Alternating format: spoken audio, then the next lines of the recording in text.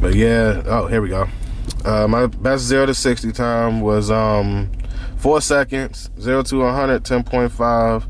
My max speed, I went in here, you know, at a track, you know, was 130 at an eighth mile, and at a quarter mile it was 12.7 at 104, which aren't bad, man. You know, the car gets it gets, man. It really does. It gets. So, all right. Let me see. Let me make sure I've covered everything. Oh, okay. So, let's talk about eco mode in here. Eco mode is very, very important. A lot of people might not like eco mode, but I guarantee you probably didn't know this about eco mode in these cars. So, in eco mode, come down. Let's take it into sport, okay? You got your regular media, and you got it in sport, you see? Press eco. Eco's activated. Did you know that these cars have, you can put it in eco sport? Let's turn it off real fast. Eco sport off. Let's turn it back on. Eco sport on. All right? Now watch this. You can put it in, and you can drive like this too.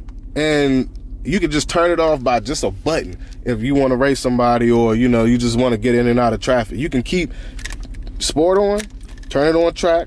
You can turn track on, and boom, press eco on, and eco track on will come on. You know what I'm saying? And on top of that, you can turn your traction control off. And I'm trying to tell you, like, in track mode, with eco off, your transmission isn't going to shift into its cruising gear, which is 8th gear.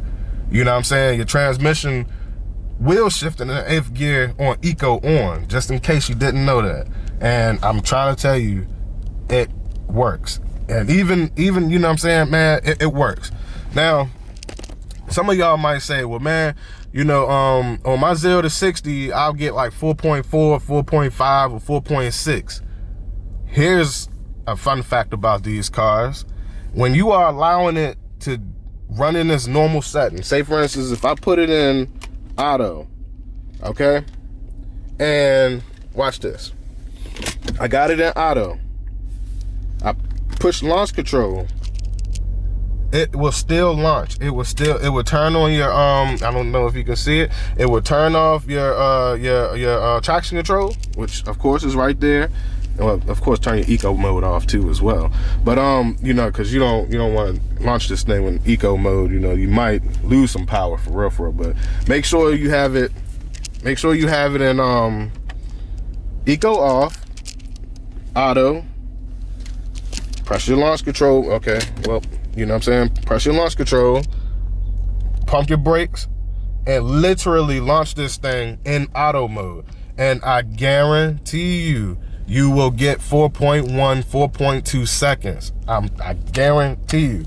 It works every single time, and it works better in auto mode in launch control than it does in sport or track. I guarantee you. Track is fun. It shifts hard. All that. Sport, it shifts faster. Auto, it shifts smoother. You know what I'm saying? But I've noticed that auto gets you a better 0 to 60 time, and didn't know that. Now I know. You know what I'm saying? So now I be getting 4.1. I've always been getting 4.0, 4.1 seconds. You know what I'm saying? But in auto mode, it just does it a lot better, man. It does it a lot better. In sports mode, it's more like a 4.4. Track mode, 4.4, 4.5. It's something about the shifts. You know what I'm saying? It shifts harder, or it shifts, you know what I'm saying, quicker, but it, for some reason, in auto mode, when it's just doing its thing, it does its thing. Another thing, fun fact about these sunroofs, all right? So you open your sunroof up, boom, okay? You press it one more time, and watch how much more of the openness you get. Fun fact. Some things you didn't know about these Jeeps. Look at all this space of openness, man. You know? All right. So, Yeah, I hope y'all stay locked in this video. This video is pretty long, but it's so much information in this video about these Jeeps that I've learned about that they probably don't talk about here on YouTube. Pass this video on, get the most out of your Jeep, all right? Out of your Jeep Grand Cherokee SRT, or, you know, whatever's equipped with this, whatever, I don't care. But, all right, let's go to the sound system. The sound system.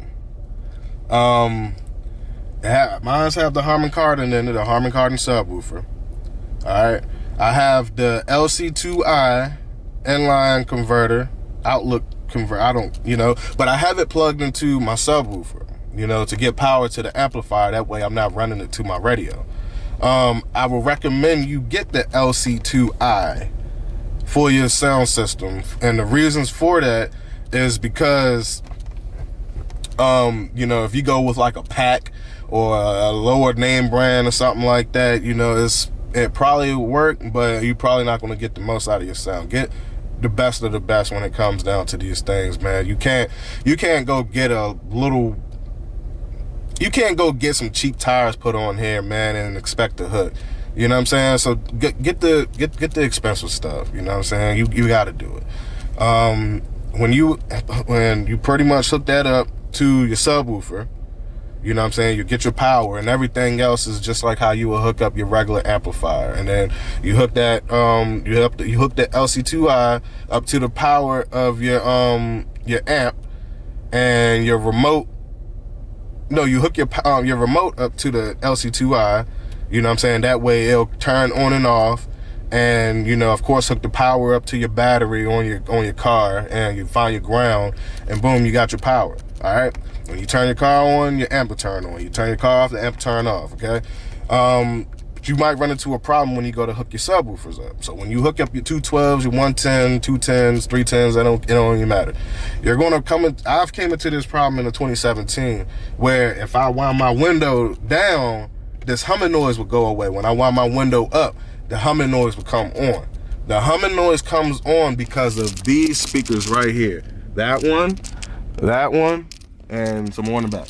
But I unplugged the two front ones, and everything went crazy on here. You know, like my dash was on, man. It was nothing like blindside mirror, forward collision, all that stuff stopped working. You know, my mirror stopped working and everything. So I don't know why I did it, but what I did was I plugged this one back in, which is a driver's side speaker, in the ceiling, you know, and it's just held on by Velcro, you know what I'm saying? But just be careful. Don't go tugging on stuff, man. You know, just be careful. Watch out how you take this thing apart, you know, and just plug this one back in and unplug your passenger one, okay? And I guarantee you, you know, it'll work, you know. The LC2Is, they are very finicky to tune, you know, so just be careful when you're tuning and make sure you know what you're doing.